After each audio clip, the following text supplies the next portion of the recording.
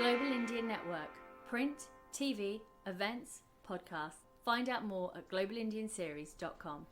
Welcome back to your Global Indian podcast, home to the greatest conversations and the official platform for people of Indian origin. Yes, let's face it, we are everywhere. Now, you know, every week we plunge into the human experience behind our perceptions of identity, take a second look at the countries we now call home, and tackle the big conversations. Well, you would know that this month we have been looking at the history of Indianness, taking a deep dive back in our DeLorean, our time machine of sorts, to have a look at the hidden histories that have redefined our sense of identity, but also stories that look towards the future of where we may be heading. Now, before we kick off, I want to share some beautiful fan mail that we got coming in. You can hear it here. Hi, Rajan. This is Sandy. Thank you for giving me the opportunity to send a message on your beautiful, beautiful Global Indian series. I'm from South Africa, Durban. I love the Global Indian series. I find every aspect of the history of India and our culture both fascinating and riveting. The stories are so inspiring. Thank you to you and your team for all the painstaking research and for always sharing the knowledge. This valuable work will stand our future generations in good stead. We cannot thank you enough. So this week, we sent out a call out across our broadcast lists on WhatsApp as well as social media, asking you for what stories would you like to hear.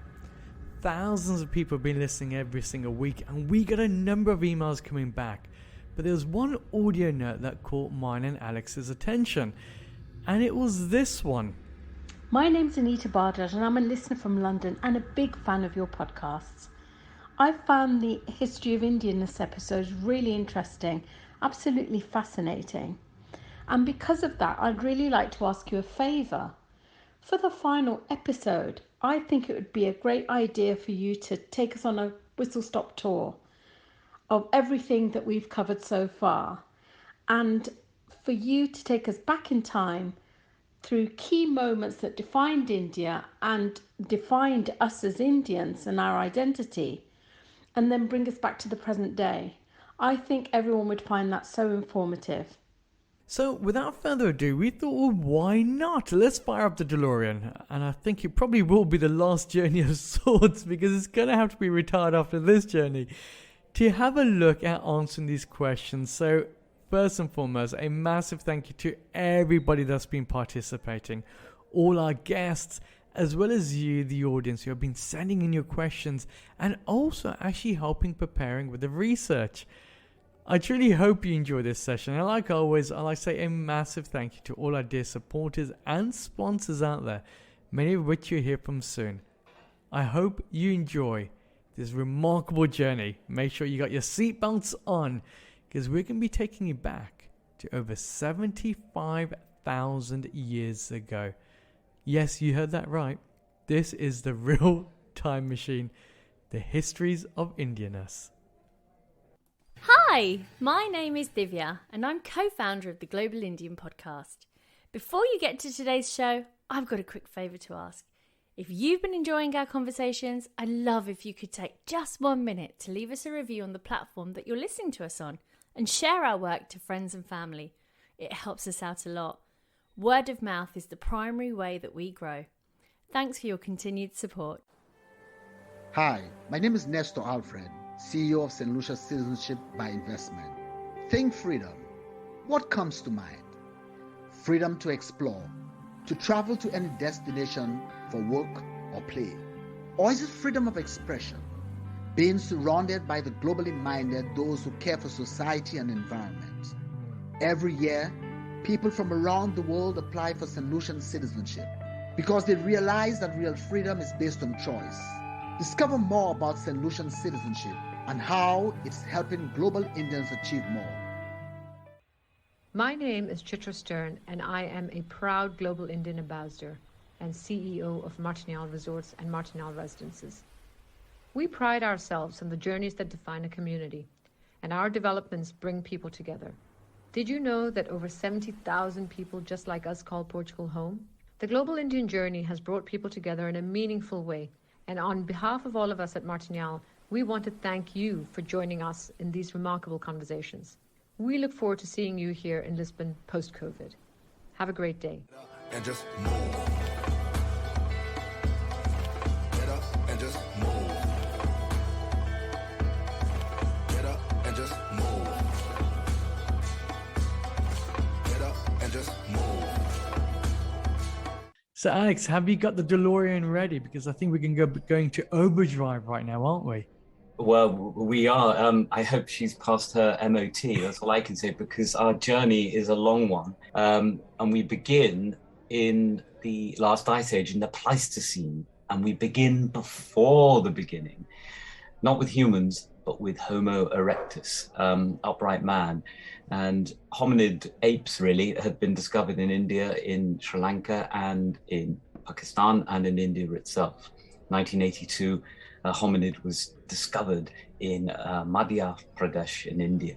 But let's return to our own species. Let's fast forward a mere million years or so to about 75,000 to 50,000 years ago. And this is the time when humans start to migrate from Africa into the subcontinent. And they settle, as they will throughout history, in northwest India, and then they spread south. So by 55,000 years ago, the first modern humans had arrived in India from Africa. And we know this is so from DNA tests. They've traced the Y chromosome, the male chromosome, and it turns up in modern Indians today, and they can trace this all the way back to Africa. An amazing back into the DeLorean, and we fast forward 2600 BC and to what is modern day Pakistan, and this is the Indus Valley civilization, perhaps the first great civilization of India. Time where we saw the two great cities arising. Is that correct? That's right. Two great cities that stand comparison with Minos and with Egypt and Ur. They are Harappa and Mohenjo-daro, discovered in the 1920s in modern-day Pakistan. And what's interesting about them, above all, is that they're the first planned cities. They're built on grids, much like modern cities. These are extraordinary people, highly sophisticated. They built broad avenues. They had townhouses. They were great workers of metal, and they fashioned figurines in terracotta. One of them is a very famous head of what's called the Priest King, which can be seen today. Extraordinary piece of art. And they traded. They traded in the ancient world with the Mesopotamians, with the Sumerians, with the Akkadians, and others. And what's equally interesting is some of their artifacts turn up in Iraq or in Mesopotamia. And I just wanted to talk about one. It's this beautiful carnelian necklace, and it was discovered in Ur in the 1920s. So either they were trading with the Sumerians, or perhaps somebody took it from Mohenjo-daro itself. We don't know, but we do know this, that they were highly sophisticated, and that there's something of a mystery because their script, their language remains undeciphered, like Linear A, the language of the Minoan. Here we are, this is some 4,500 years ago.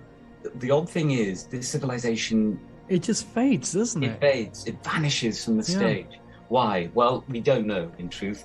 Some say it might have been a flood, might have been drought. And more controversially is the theory that the Indo-Aryan Iranians may have conquered them with fire and sword. There's not much evidence for this hypothesis, though. Yeah, absolutely. But one thing that we do know is that their forms of religion would have been very different from what we're seeing now. So this is a civilization that was almost the bedrock within the regions itself. Incredible artistry. Again, you can only imagine what it would be like to walk through those streets. Let's go on back into the time machine. Now we're heading towards the Indo-Aryan migrations, the bane of some people's history, and others this incredible liberal part to some of the steps towards modern-day India. That's right. This is our next chapter. So Indo-Aryan tribes sweep into northwest India. We're going to be returning to northwest India a lot because this is the corridor through which so many conquerors and people have come through the Punjab, and they came then all those years ago, 2,500 years ago. And where do they come from? Well, according to my researchers, it's thought they come from north of the Caspian Sea. And they came, some of them went west into Eurasia and into Europe, and they would become the ancestors of most people in Europe today, and therefore America and so forth. Some went east, and some went south to Iran, some went southeast to India. What happens now, we don't know. Maybe they conquered the indigenous people. But one thing we know for sure is that they brought their beliefs, brought their gods, Indra and Agni, fire god, and they brought the caste system, a thing which remains with us today in India. All those years ago, casts a long, long shadow. To put it in context, this is the time of Noah in the Bible, 4,500 years ago. And they bring the war chariot with them, and this would revolutionize war thereafter. Egyptians use it, the Persians and others, and they bring this technology, cutting edge technology to India with them. And as I say, they bring their religion and their gods. We don't quite know what they believe, but they did bring Indra, who figures prominently in early Hinduism, and they brought Shiva and they brought Agni, the fire god. And their ideas fuse with the indigenous ideas of India, the faith of India. And what do we get? We get the Vedic period of Indian history. This is the time when the two cultures, the two civilizations fuse, and we see the precursor of Hinduism. We'll go forward a little bit. These scriptures are written down, the Rig Veda, which remains the sacred scripts of Hinduism to this day. They're written down by Brahmins, by priests. We see the rise of this priestly caste of Brahmins. And that brings us to the next period, that it's called the Brahminic period of Indian history. We see the rise of this priestly caste. We see the visuals from that, with the chariots now being in play. We see the great books of the Mahabharata and the images that kind of coincide with that. And so we start seeing this colliding periods of time where it's almost an adjustment. You're taking the older religions, you're bringing into new ones, and now you have the internet of its age, which was the books, the written versions. Obviously, for a very long time, this was an oral tradition, wasn't it? That's right. And then it was passed on, and then Brahmins would set it forth, write it down. And we have these scriptures today. We have these very scriptures, which is an extraordinary thought. So that's over, 3,000 continuous years of worship. It ends circa 500 BC. So now, where are we in history? The age of Buddha. Buddha is born, we don't know exactly, but he's probably born in the 6th or the 5th century before Christ. And so too is the founder of Jainism. So already we see two great religions born in India, two religions which would shape India to this day. Impact upon the identity of the nations is felt only a few years and a few decades after, aren't they? Because absolutely. Yeah, we see the emergence of a number of dynasties, all of which are Buddhist kings. Buddhists don't hold with the caste system. So this dealt a blow to the priests, the Brahmins of early Hinduism, and the religious fault lines of India were established perhaps in those distant years. So to return to our magic time machine, we now reach the Nanda dynasty, a Buddhist dynasty. Before we go there, so we're still in 599 BC, and obviously Jainism, one thing that you mentioned there, Alex, it comes from this really interesting state, doesn't it? It does. It comes from a holy man, a sage, much like the Buddha himself, a man called Mahavira, and he lived circa 599 to 527 BC, and which makes him very probably a contemporary of Buddha himself. His religion would differ from Hinduism. It shared a good deal, and is a branch of Hinduism. Comes from the Bihar state, which Indeed. becomes really interesting later on in the time machine, because of the part in which that state played in then indentureship. So getting back in, turning that knob going forward, where are we at this moment in time, Right. Alex? I must say you are our very own David Attenborough. You do realise that. I'm sure that there's a whole group of people out there. I thank you for that. So this is the Nanda dynasty, and we end up with 4 kingdoms, and the Nanda dynasty conquers these. They were 16 kingdoms, then they were 4, then the Nandas conquer the 4, we end up with 1 dynasty. And they rule over huge swathes of northern India at about the time of Alexander the Great, circa 364 BC. I mention Alexander the Great because this is the time India very nearly was invaded twice. First by Darius I, the Achaemenid Shah of Shahs, Persia, and he fails to do so, but he does annex the Punjab, poor old Punjab again, and Sindh. And then Alexander the Great, having conquered Persia, he marches east with his men to modern-day Pakistan and the Punjab, but his men say, no, we're going no farther, so he has to turn back. But if they had said yes, think how different history might have been back in our time machine. So this is the period of Buddhism, it's the period of Jainism, it's a period of many sages across the world, including Lao Tzu in China, an extraordinary time to India, back to the Mauryan Empire. So from 321 to about 184 BC, the Mauryan Empire holds sway. And they had seized the throne from the Nandas, the previous lot. And then they rule much of northern India as far south as Karnataka. But it reaches its peak over a key figure in Indian history. Schoolboy knows. And that's Asoka the Great, isn't it? Indeed. Absolutely. For it is he, indeed, Asoka the Great. And a golden age, really, his reign ushers in a golden age. He was a philosopher king, a wise ruler, and a convert to Buddhism. Before that, he wasn't so wise and he wasn't so merciful. But then he converts to Buddhism, puts down his sword, and renounces war. He was born as a Hindu, of course. And what's really fascinating about that is that Buddhism at that moment in time was relatively in its infancy. It came through, and quickly he had an idea that turned into a political movement that then started to rule the way in which people started looking at the world and their own personal identities as well. And we see that continue going forward with the great buildings that he ultimately starts to build, isn't he? Yes, I was in my researches, I've discovered some most extraordinary things. Perhaps his masterpiece, the jewel in the crown of his era, was the great stupa of Sanchi, which still stands today in Madhya Pradesh. The most extraordinary thing I'm looking at here, a dome, like a beehive almost. And before it stands a stone gate. And this will become a feature not only of Buddhist stupas, but also Hindu temples as well. Very important, this chap Asoka, because he was a wise ruler and a patron of the arts. But his standard of the 4 lions on a pillar, what is it? It's the seal of modern India today. Truth alone triumphs, isn't it? That's right. That's what's written beneath it, and that's the modern motto of India. And what's also fascinating is on the other side of the world at this moment in time, obviously, is the birth of Jesus of Nazareth, Indeed. which then later on has a huge impact. I know there's been a lot of stories in between about his life, whether he was the great Buddha Isa. But we know that this movements of the great sages were taking place, wasn't it? That's right. It was an age of faith, an age of holy men all across the world within the space of about 300 years.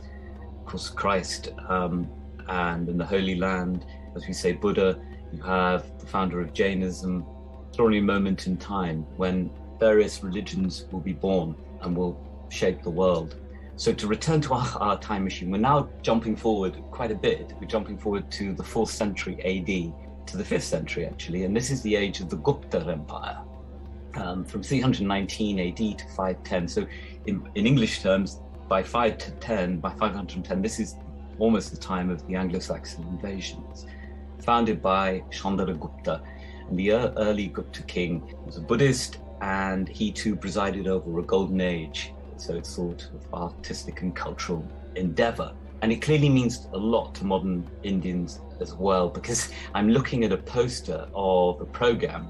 You mentioned the Mahabharat on Indian television, and it, as you said earlier off microphone, off camera, it's a bit like the Game of Thrones of India. I'm looking at, I presume it's one of the Guptas, or maybe even the young Asoka, a boy holding 2 scimitars in his hand, and he's surrounded by figures looking terribly dramatic. There's a chap in a turban, and then there's a big bald chap behind him with 3 white stripes painted on his forehead. Anyway, clearly this still speaks to modern India. It was overthrown by the Huns in the 6th century. It fell to a man called Toramana, a Hunnish leader, and he wasn't the first of Asians and Huns and Tatars and Mongols to leave their mark in India, but we'll come to that later. But I'm looking at a coin of his likeness, fearsome looking chap wearing some sort of hat and scowling. But what I wanted to talk about is southern India. Even to this day, and you'll know more about this than I, Rajan, but there's a north-south divide almost in India. There's a cultural divide. The north feels different, maybe because it's been open to more influences. It's that northwest corridor through which people have passed. But anyway, the south was very rich, and there were many dynasties came and went. We have the Cholas, who ruled from 848 AD to about 1279. So to put that in context, that's the time of Charlemagne the Great to about Edward I. And there were various dynasties, each more splendid than the next. And they traded with Rome and with the Egyptians, and they traded in spices and pearls and ivory and silk. And Hinduism was the bedrock of the culture of the South, and it remains so to this day. Absolutely. You can only imagine what life would have been in those times. And I think when you do walk those streets down south, you start still feeling those outwardly looking communities that actually did embrace the globe. Now, at this moment in time, there is this important element. There's this change, there's this migration from North India, who later on become known as the Roma community. That's right. We've covered them on the Global Indian Series, and we'll probably be covering them again. The Roma, gypsies, as they come to be mistakenly called, they don't come from Egypt. DNA tests have now proved that they come from northern India. And they left India, they think, about 1,000 years ago, about the time of the Norman conquest in England. Why did they come? Well, they've been looking into this a little bit, and it seems they fled the invasion of an Afghan general, Mahmud of Ghazni, and they fled after he came from the east. So that's interesting. So already we're seeing peoples coming and going, and we see this is a trend, of course, that will remain to the present day. The Indian diaspora, is well underway over 1,000 years ago. We'll return to our time machine. We now jump, let's say, 100 years later, and now begins the Muslim conquest of the north. In 1192, Muhammad of Goa conquers Delhi, and northern India is then brought under Muslim sway, and it remains under Muslim sway, really, until the end of the Mughals, more or less. This is the time of Richard the Lionheart. He's on crusade, on the Second Crusade. To put it in British terms, he's only been 2 years on the throne. Anyway, this chap, Muhammad of Goa, he routs the Hindu rulers. They form a confederacy, routs them. And not long after that, work begins on that great Delhi landmark today that many of our listeners may have seen. I haven't, alas, is the Qutb Minar complex with the minarets and so forth. He built that. There's another Muslim empire established in Bengal. And then comes the first Sultan of Delhi. It was a chap called Gupta Dynasty from Arabia, of course. This is 1206. So India is changing. The face of India is changing. These are new people, new faiths. Not in a particularly long period of time either, really. This all happens very quickly. Persia's fallen by this point to the Muslims from, I think, about 400 years. Anyway, some of India's fault lines are being established. Fault lines that we will see widen in the coming centuries. Then one of the most merciless conquerors in history, Tamerlane sacks Delhi. Timur the Lame, in Farsi it means. He conquers Delhi in 1398. This is about 200 years later. Terrible battle takes place, and hundreds of thousands of people are put to the sword. Anyway, he goes away, he plunders Delhi, very rich then and very rich today. And he uses camels, and he knew that his Tatar forces would be frightened of the war, of the war elephants, and so he lit straw and put it on his camels, and then drove the camels into the elephants, and it frightened the elephants, and he carried the day in the end. Anyway, he's a brilliant general. I won't dwell too much on him anyway, because now we come to that era in Indian history, that of the Mughals. This is when their dynasty begins, and it begins with a chap called Babur. I'm sure a lot of people know this. So he founds the Mughal dynasty in 1526, the height of the Renaissance in Italy, and it ends in 1848. So it's quite a long time in Indian history, and they leave their mark, and they've left their mark to this day. Absolutely, and it's worthwhile noting that not only did they bring in a new linguistics into India, but also it was a different ethnicity. So you had this ethnic stream that came in. So although you had a class system I should say, whereby you had those who were part of elite rulers and those who weren't. And sometimes, in some cases, historically, it's an incredible period of time. But I think if you were there at those moments in time, it would have been a very brutal position to be in until, obviously, his great-grandson comes into play. Now, I know that he is almost a myth within the whole history of India, especially in India at this moment in time. But during his 49-year reign, he actually ushered in a golden age, didn't he? Akbar the Great. Yes, he did. There were 18 Mughal emperors. The first 5 are known as Great Mughals, and he was one of the Great Mughals. He was the grandson of Babur, and all the Mughals claim their descent from Genghis Khan and from our friend Tamerlane. So they were Tatars, they were Mongol Turkic peoples. Mughal means Mongol in Farsi. Farsi became the language of government. They didn't speak their own tongue. Akbar the Great, he deserves his epithet, ruled 1556 to 1605, which isn't really long ago in the grand scheme of things. As you say, 49 years of reign, and he was a great patron of the arts and a man of culture. And what he did was very clever, because he realized that here was a country with a majority of Hindus. He could never conquer them all. He might win the odd battle, but eventually he would be sent packing. So he realized that it would be wise to put Hindus in positions of high positions in government in his court, and that's what he did. The British failed to do that, and perhaps they may have stayed a bit longer in India had they done so. He was a great man of culture and patron of the arts, and he pursued this wise policy. Some of his followers, however, weren't as enlightened. There was Jahangir from 1600 back to 1627, after whom comes Shah Jahan, who builds the Taj Mahal, of course, and the Red Fort at Delhi. Now, he put to death all his male relatives, and that was by no means uncommon in the history of the Mughals.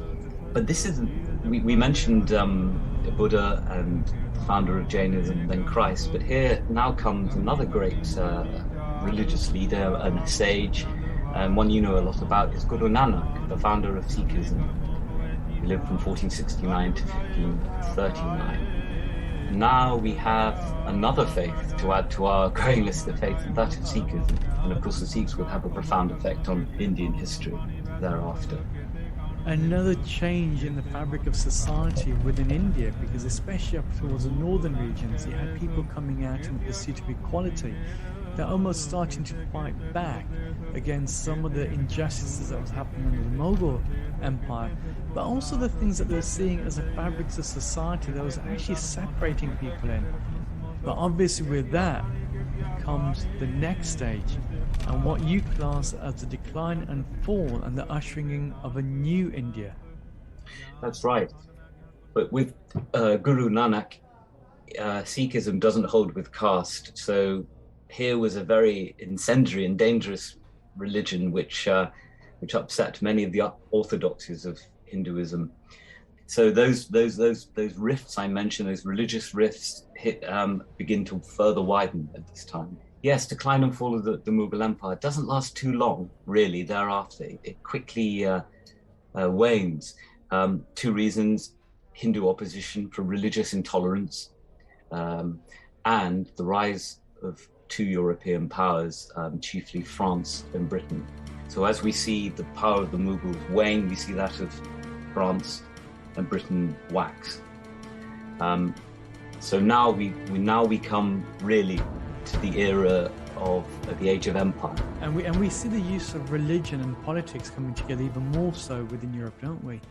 We see obviously the powers that be, and then the impact that has, again, on how people are looking at the world, through in which they understand the world through the religious vices that are now being portrayed against them.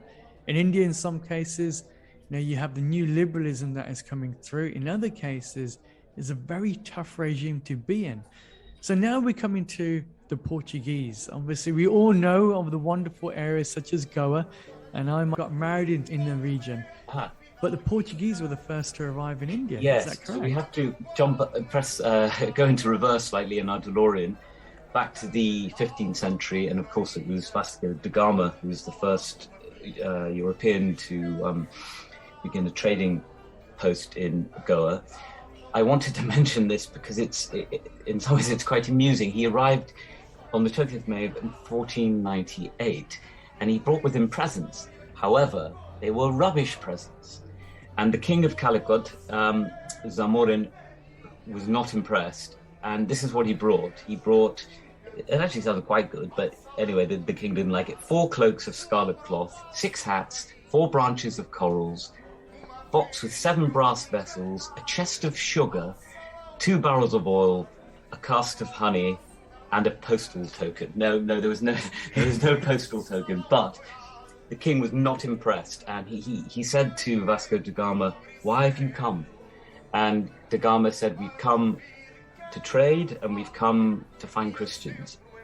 So began the era of the Portuguese. They quickly took Goa in 1510, and then came Diu in 1531, and they were to hold these 2 enclaves for the next 430 odd years, and they'd eventually go in 1961. But the Portuguese weren't really interested in governing; they were interested in trade. So they don't have the same impact, perhaps, as the British have, nor the French.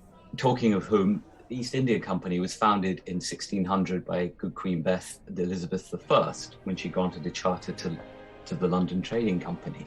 Now, this company, as many people will know, would eventually turn into the British Empire to the Raj. We'll come to that a bit later. 1613, the East India Company establishes their first trading post in Surat. Then more follow: Madras, 1640, Bengal, 1651, Bombay, 1668. It begins to grow exponentially. Business is booming.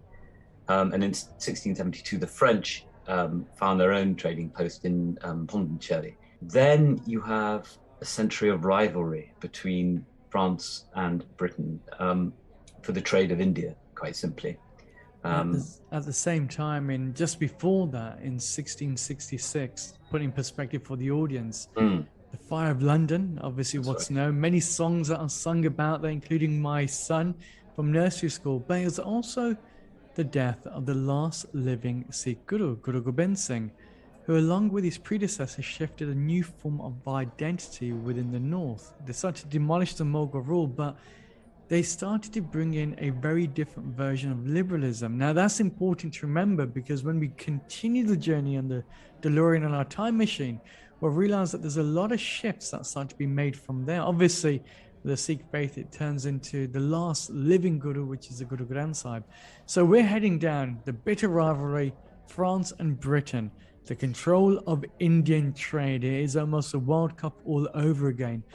Who wins this penalty shootout, Alex? I think we all know the answer, don't we? Yeah, well, it's Britain on this occasion, and effectively they drive the French from India. in 1746, they take Madras, then they hand it back, but then they put a puppet king on the throne, and all's going very well until the Nawab of Calcutta decides that he's had enough of the British and they might have designs on his throne. So in 1756, this is 32 years before the French Revolution, he attacks Calcutta.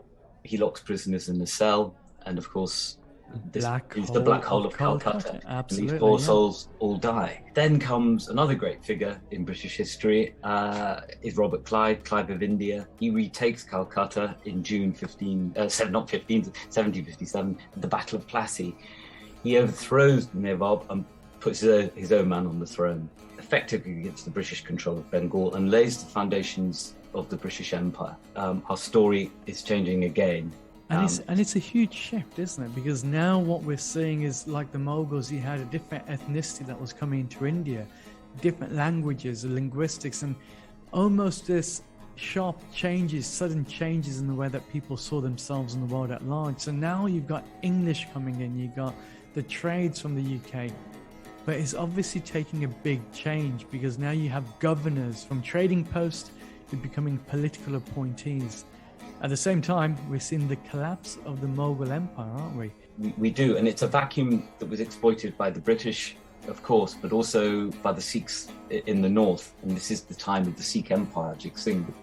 He was born in 7080. And exactly. He started to unite these fractured Sikhs together under something much larger, under one flag. And they take over things such as present-day Kashmir. Now we move forward. We're looking in the south, where the Mughal influence has never been that great. And the British and the French lock horns. That felt like a Freudian slip there. So the British and the French lock horns. What happens next? What happens next is this, that in Mysore, we have the Fourth Mysore War, where Tipu Sultan is soundly beaten and British power grows as a result. So inexorably we're seeing Britain's power grow, and that of France wane, and that of the Mughals wane. We're entering the age of empire and the age of the British Empire. I'd like to just, if I may, talk about Indian indentureship, because this is very much relevant to the global Indian series. We've covered it before. This begins in 1833, which is not that long after Clive of India, when thousands of mostly poor Indians were indentured as labourers all across the British Empire. They were promised fair wages, and in many cases they didn't get them. But we cover that in other podcasts. And what's interesting is a large number of these guys started to come from one area where Jainism took birth, which was Bihar. Yes, you made mention of that earlier. This is now, this is almost 2,000 years later, to the Sikh Wars. There were two Sikh Wars, 1845, then 46, and then 49. So Britain annexes the Punjab, so ends the Sikh Empire. Then finally Sindh and Oudh. So we now fast forward to 1857. Why? Because that's the year of the Indian Mutiny. So in 1849, the whole subcontinent was effectively under British rule. It was a de facto empire, but 35,000 sepoys, which are Indian soldiers in the employ of the East India Company, they revolt. And there are atrocities, terrible atrocities on both sides. And this mutiny, perhaps more than any other event in the 19th century, will poison relations between the colonized and the colony, between Britain and India. It was never the same again. Brits didn't trust the Indians didn't trust the Brits. So when we talk about partition, when we talk about home rule, then we have to remember that the Indian Mutiny lies at the back of a lot of these movements for independence that will come, in 90 years, not that long really. Anyway, it begins with a massacre of Europeans in Meerut in May 1857. Then the mutineers captured Delhi. When we remember, Delhi's been captured quite a lot. It's fallen to Tamerlane, it's fallen to Muslim rulers, it's fallen to so many, but now it falls again. Then the sepoys rise all across much of India. British reinforcements under the famous Colin Campbell regained Delhi and relieved the besieged Lucknow. And by 1858, the revolt has all been quashed. Now, the British government decide to step in. They see something must have gone terribly, terribly wrong for such a grand revolt to take place. So they pass an act whereby all the power of the East India Company is transferred to the Crown. The East India Company is no more. So now begins the Raj, really, said to begin from 1858. And to take almost a quick step forward, we start to see something that we would never have thought would ever happen. India starts to be flooded with cheap goods from Britain, and it almost puts our Indian craftsmen out of business. And this is the start of the economic woes of India. And I should say more so of Indians, because obviously still at this moment in time, India as a whole wasn't really in existence. It was the people of those lands. What happens next? Because we know that this is also the courting time where many of the nursed religious grievances start taking hold, don't they? Yes. So power for the administration of India now passes to the Crown, but we see the emergence of, should we say, two camps. We see the emergence of the Muslim League, and we see various Hindu organizations who are pressed for not independence at this stage, but for the use of Hindi or the use of Urdu. We're beginning to see further division among the faiths of India. So the causes of the Indian mutiny, this is important because there were two governor generals in particular, Lord Dalhousie and Lord Bentinck, made what were quite well-meant reforms. The former abolished sutti, the ritual burning of Hindu widows on the funeral pyre, and the Thuggy cult. And Lord Dalhousie also, rather controversially, introduced something called the doctrine of lapse. Now, this stated that a kingdom could be annexed if the king died without a male heir. Now, he invoked this to annex Oudh in 1856, and this alarmed many other rulers, Maharajas and so forth, that he might use this to annex their kingdoms as well. And it was invoked several times. But there are also economic woes. The British, as you say, flooded India with cheap goods, put a lot of Indian craftsmen out of business. Of course, this had happened in the 18th century in England with weavers and others, the Industrial Revolution. And perhaps above all, there were religious grievances. Brahmins objected to the abolition of sutti, as I say, and also Dalhousie allowed Hindu widows to marry again, and that was frowned upon. So although it was probably well meant, it was ill-advised at the time. They also didn't like the fact that the British principle of everybody being equal before the law. A lot of high caste Indians didn't like this, and they felt it attack on the age-old caste system, which, as we know, began to take shape all those years ago in the Vedic era of India. And were brought in, absolutely. Nor did they like schools either. They didn't want women to be educated. That too was a sore point. And one has to wonder where those identities came from, because you had these mixes of ideas that are coming from the Mughals, for example, that brought in one type of religious thought, as well as the others that were almost a kaleidoscope in. But let's continue on the DeLorean. I know there's a year of 1869. Yes. It's a rather curious 20 years, isn't it, from all the births that take place within that spot? Because who is born in that date? Well, yes, Gandhi, 1869. Let's look at some of these figures. 1874, Churchill. 1875, Patel. 1878, Joseph Stalin. 1889, Adolf Hitler. 1889, Nehru. 1918, Chedi Jagan. Absolutely. These are some of the key players of the 20th century, who were all born within 30 years of each other or so. And they have a huge impact across the globe, from Guyana through to Russia, Germany, and obviously Indeed. India and the UK. So Indeed. now we're heading towards the road of independence. Yes. So The desire to be free of British rule grew apace. We saw these two camps, the Muslim League, who would press for independence, and the Hindu nationalist movement, the movement for self-rule. World War One. That brings us to World War One. India contributes over 1 million men, of whom 100,000 die, 100,000 casualties. Then, of course, in 1919, we have the Amritsar massacre, in which unarmed protesters were fired upon by British troops. And this would further, should we say, hasten partition and sow discord among Indians and the British. And this is the same year, 1919, that the Indian Parliament is created, and the nationalist movement becomes increasingly forceful in its demands for home rule. And there are two camps: the radicals and then the moderates. Radicals say that force is justified. The moderates say it isn't, and peaceful means must be sought. Anyway, this is further division within division.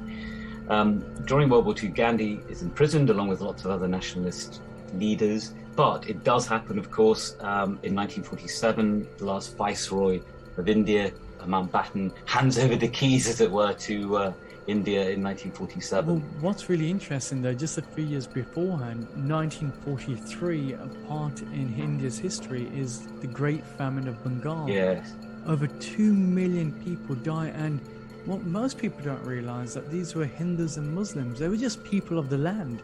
And they died in a horrific manner because all the food surpluses were then sent to the UK, obviously the war efforts, and you had families that were left not to even eat the rice that they grew in their gardens, but could only drink the starchy water at the end of it. So then, finally, 1947, we start seeing the big changes, don't we? We do, year of partition. So Viceroy finally gives the keys to India back to the Indians. Pakistan is created at this time. It's actually created in two halves: East Pakistan, which becomes Bangladesh, and West Pakistan. Great exodus of people, east and west, and we see some 500,000 people murdered, a dark time.